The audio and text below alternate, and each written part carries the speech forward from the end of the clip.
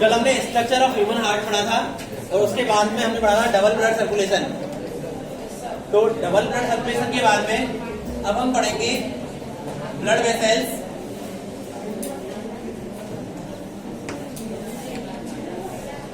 Blood vessels का मतलब होता है रुधिर वाहिनियां। ब्लड वेसल्स का मतलब है रुधिर वाहिनियां। ब्लड वेसल्स एक्चुअल में 3 टाइप की होती हैं। नंबर फर्स्ट है धमनी, दूसरा है सिरा और तीसरा है केशिकाएं। ये कोशिकाएं नहीं है, क्या है? केशिकाएं। यहाँ पे धमनी जो है, धमनी को हम कहते हैं आर्टरी, सिरा को हम कहते हैं वेन और केशिका को हम कहते हैं क्या? कैपिलरी। तो नंबर हम ये जानना चाहेंगे कि भाई आर्टरी क्या होती है, वेन क्या होती है और कैपिलरी क्या होती है। तो आर्टरी जो है वो चटक लाल रंग की होती है, वेन जो है वो नीले रंग की होती है और ये रेड कलर की होती है। तो यहाँ पे आर्टरी जो है, धमनी छोटी ट्यूब है, उसका डायमीटर पतला है ना, और वेन जो है वो मोटी है। कैसी है? मोटी है और ये बहुत पतली है, धागे जैसी महीन संरचना है। तो इसमें हम देखेंगे आर्टरी जो है उसकी जो वॉल है, उसकी जो दीवार है, उसकी जो भित्ति है वो मोटी भित्ति है, क्योंकि इसमें प्रेशर ज्यादा होता है। मोटी भित्ति है, डायमीटर कम है, अंदर का व्यास कैसा है? कम है। इसकी भित्ति पतली है, डायमीटर कैसा है? ज्यादा है और ये बहुत छोटी है, ठीक है ना, सिंगल मेम्ब्रेन वाली में वो है ट्यूब।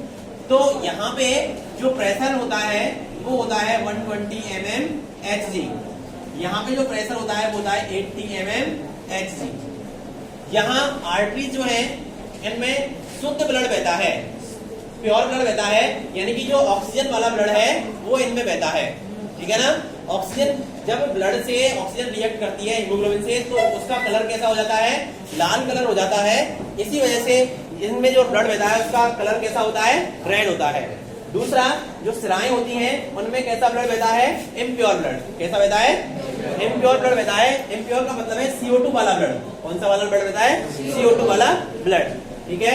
अब कैपिलरीज इन दोनों को जोड़ने का काम करती हैं। आर्टरीज जो है वो आर्ट्रियोल्स में डिवाइड होती हैं, आर्ट्रियोल्स कैपिलरीज में, कैपिलरीज जुड़ करके वेन्यूल्स बनाती हैं और वेन्यूल्स जुड़ करके क्या बनाती हैं? वेन्स बनाती हैं। एक बार हिंदी में समझ लो, धमनियां डिवाइड हो जाती हैं धमनिकाओं में, धमनिकाएं और आगे चल के डिवाइड हो जाती हैं किसमें? केशिकाओं में, और केशिकाएं जुड़ करके सिरिकाएं बनाती हैं और सिरिकाएं जुड़ करके क्या बनाती हैं? सिराएं बनाती हैं। क्लियर है ना। तो इस तरह से ये ब्लड ट्यूब्स होती हैं। आर्टरीज में यानी कि धमनियों में कभी भी बाल्ब नहीं पाए जाते, कपाट नहीं पाए जाते, और सिराओं में वेन्युलर कपाट पाए जाते हैं, बाल्ब पाए जाते हैं, जो कि विपरीत दिशा में ब्लड के प्रवाह को रोकते हैं। विपरीत दिशा में अगर ब्लड का प्रवाह होता है तो उसको क्या करते हैं? रोकने का काम करते हैं। यहाँ मैंने बात करी है कि भाई ये MMHg क्या होता है। आपको बात बता दूं मैं, ये होता है ब्लड प्रेशर। क्या होता है बेटा? Blood pressure.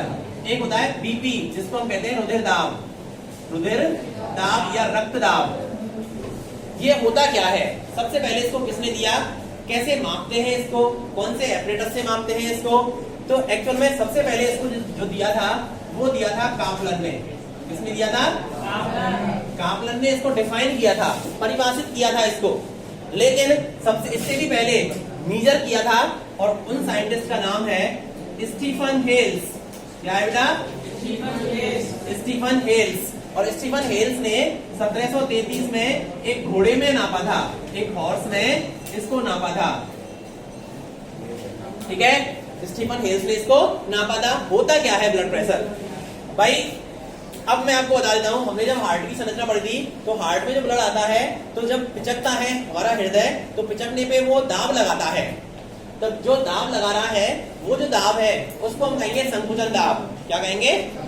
जब वो दाब लगा रहा है तो ब्लड जा रहा है धमनियों में। कहाँ जा रहा है? धमनियों में, ठीक है ना, हमारे शरीर में। और वापस से सिराओं से जब ब्लड हमारे हार्ट में आता है तो हमारा हार्ट वापस से फूल जाता है। क्या हो जाता है?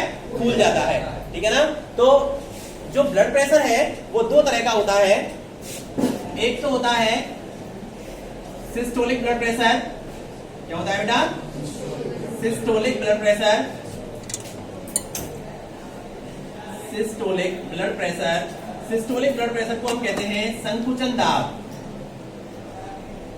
और एक होता है diastolic blood pressure. Diastolic blood pressure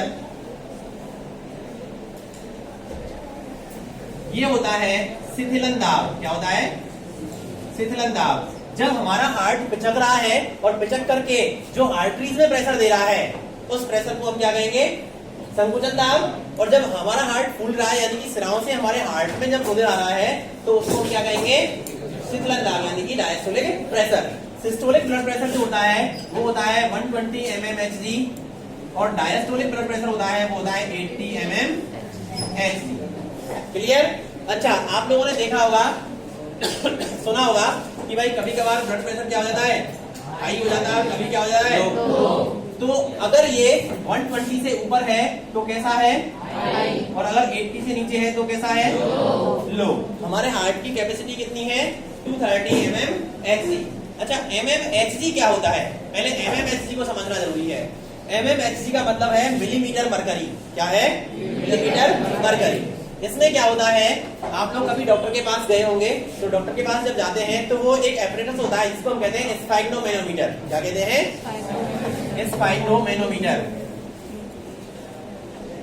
स्फाइग्नोमेनोमीटर जिसको रुधिर दाब मापी कहते हैं। रुधिर दाब मापी, रक्तचाप मापी। क्या कहते हैं? रक्तचाप मापी।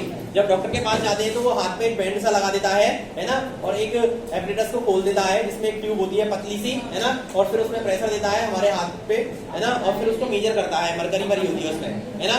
उस ट्यूब का जो डायमीटर होता है ना, नीचे वाले जो सरफेस का एरिया होता है वो सरफेस का एरिया होता है 1 mm स्क्वायर। क्या होता है? 1 मिलीमीटर का स्क्वायर। और उस पे स्केल्स लगे होते हैं। क्या लगे होते हैं? स्केल्स लगे होते हैं 10 mm, 20 mm, 30 mm, 40, 50 इस तरह से। तो मान लो 80 mm पे जितना मरकरी भरा हुआ है और वो मरकरी उसके बॉटम पे जितना प्रेशर डाल रहा है वो प्रेशर कितना हो जाएगा? 80 mmHg। कितना प्रेशर होगा? और 120 तक अगर भरा होगा तो वो प्रेशर कितना हो जाएगा? 120 mmHg। ठीक है ना। तो इस तरह से वो प्रेशर मेजर करते हैं स्फाइग्नोमेनोमीटर से। एक चीज यहाँ पे हम ये बता रहे थे तुम्हें कि भाई ये हाई और लो कैसे होता है। कभी कभार लोग क्या करते हैं? च्युइंग करते हैं, तंबाकू चबाते हैं, स्मोकिंग करते हैं, सिगरेट पीते हैं, है ना। जो एल्केलॉइड्स हैं इनमें क्या होते हैं? एल्केलॉइड्स। और एल्केलॉइड्स जो होते हैं वो एल्केलॉइड्स हमारी जो रुधिर वाहिनियां हैं इन रुधिर वाहिनियों की अंदर वाली सतह पे जम जाते हैं। अंदर वाली सतह पे एक्यूमुलेट हो जाते हैं, जम जाते हैं धीरे धीरे करके। इस तरह से वो जमने लगते हैं। अच्छा, एक बात बताओ, मेरे पास एक ट्यूब है, मेरे पास क्या एक ट्यूब है और उस ट्यूब में पानी बह रहा है। क्लियर? तो जब उस ट्यूब में पानी बह रहा है और मैं अपनी गाड़ी धो रहा हूँ और मुझे गाड़ी धोने के लिए थोड़ा सा प्रेशर चाहिए, तो मैं इस ट्यूब को क्या करूंगा? आगे से खींच दूंगा, और खींच दूंगा तो उसका डायमीटर कम हो जाएगा, है ना, और कम हो जाएगा तो वो प्रेशर उसका क्या हो जाएगा? तेज हो जाएगा, है ना, उसका फ्लो तेज हो जाएगा ना।